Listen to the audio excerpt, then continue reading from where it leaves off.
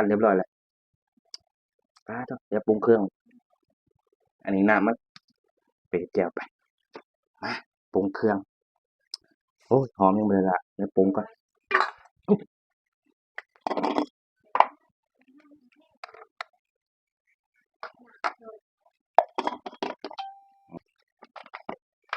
ใส่ไปเลยพี่น้องผงนัวใช่หน่อยใช่หน่อยใช่ลายแซ่บหลาย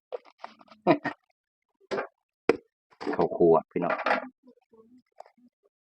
แต่ก็หอมมาขาดแต่ต้นหอมมันนะล้างต้นหอมกันนึกว่าบ่มีสะระแหน่พี่น้องสะระแหน่อยู่นึกว่าบ่มีสะระแหน่โอ้ใจเบิดล้างสะระแหน่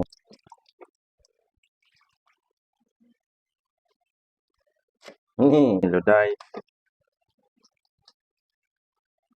นี่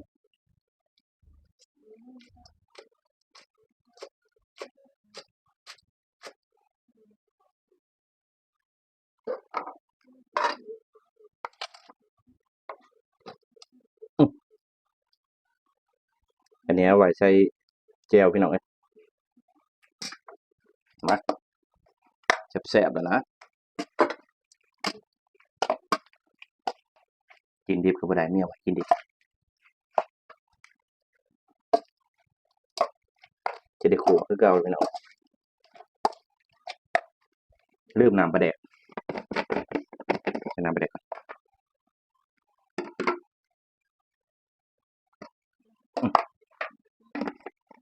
มันบ่คือปลาแดกมันบ่คือปลาแดกไอ้ปลาแดกขวดนะ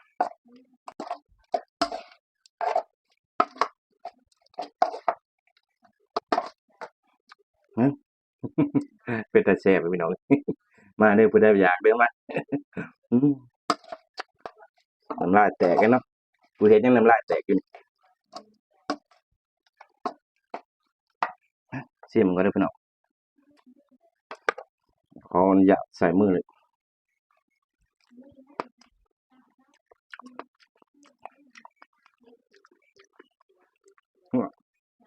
มันแซ่บแล้ว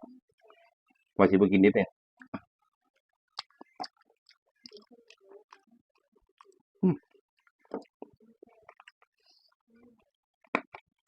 เสริมปลานิดนึงเพื่อขัวขาดมะนาวนิดนึง